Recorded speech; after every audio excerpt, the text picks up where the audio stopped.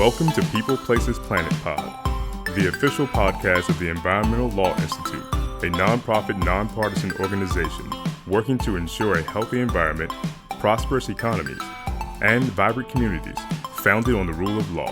Hello and welcome to another episode of People, Places, Planet podcast.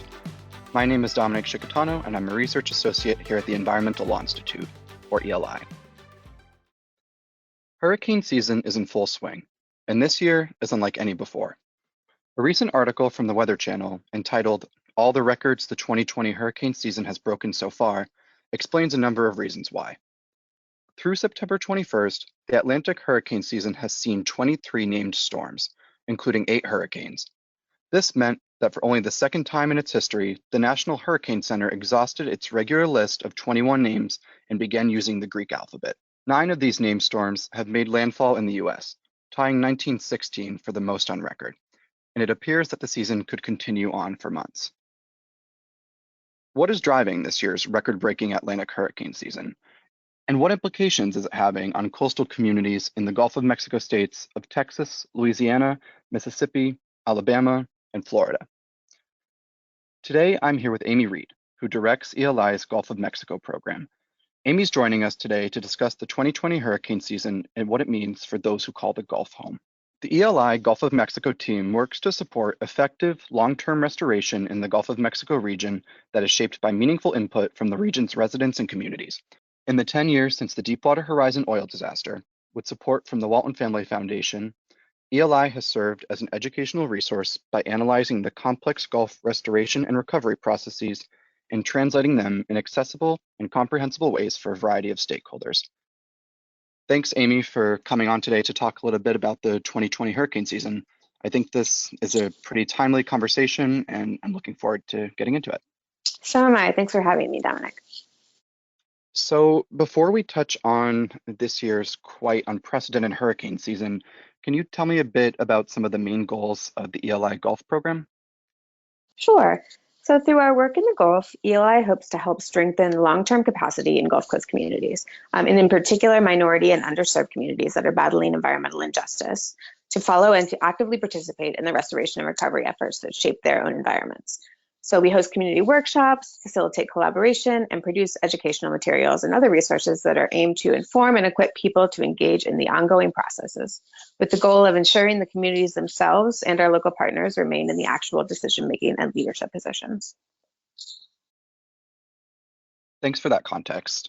Can you tell us a bit about why you think this year's hurricane season has been particularly devastating for the Gulf of Mexico? Well, La Nina, which is a semi-regular cooling of the eastern tropical Pacific, is one part of it. And this tends to reduce the wind shear that can impede formation of hurricanes in the Atlantic, which makes it easier for the developing storms to gain strength. NOAA confirmed the arrival of the La Nina climate pattern on September 10th, but that alone doesn't explain this year's extremely intense season, since it happens about every 3 years anyway. So warmer oceans driven by climate change might be another culprit. Most of the tropical and subtropical Atlantic, including the Gulf of Mexico, has been warmer than average throughout this season, with sea surface temperatures reaching or nearing record values in many places. Scientists have long been warning us that global climate change would lead to warmer seas that could supercharge hurricanes. We're starting to really see how immediate these impacts are now, things that once felt like abstract future events. Climate change is making hurricane seasons like this year's feel like the new normal. So, since it sounds like communities haven't really experienced hurricane seasons like this before, what are the impacts like on the ground? I imagine more intense, more frequent storms are having some devastating effects on the Gulf region, and in particular on already marginalized communities. That's right.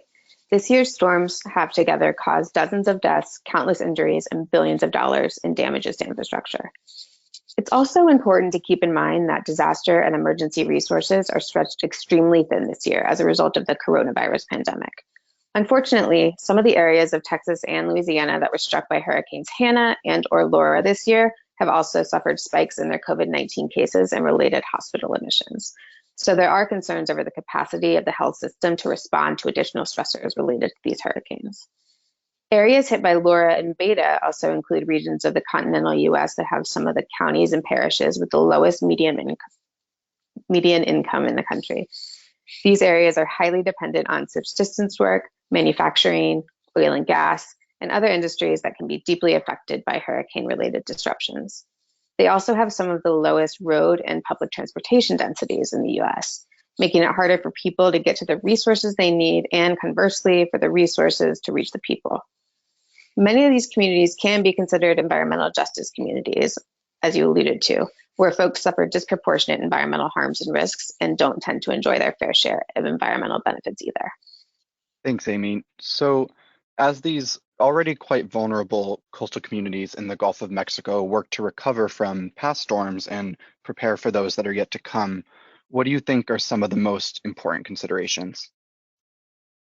I think number one, we should be focusing on protecting those who are the most vulnerable to natural disasters. So that means poor, Black, rural, working class communities who tend to suffer disproportionately in the wake of these natural disasters.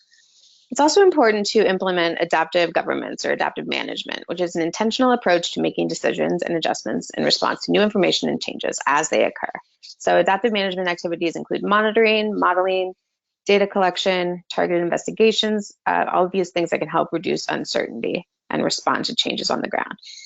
And adaptive management of the natural and human resources can help provide ways of staying as flexible as possible as these unpredictable events become increasingly common for us. Thanks, Amy. That makes a lot of sense, especially as climate change sort of promises a lot of uncertainty in the future. Thank you again for coming on to provide your insights on hurricane season and its implications for Gulf communities. How could our listeners who are particularly interested in this topic learn more about the Gulf team's work? Sure, and thanks so much again for having me. If any of our listeners are interested in learning more about ELI's work in the Gulf, please reach out to our team at gulfofmexico@eli.org.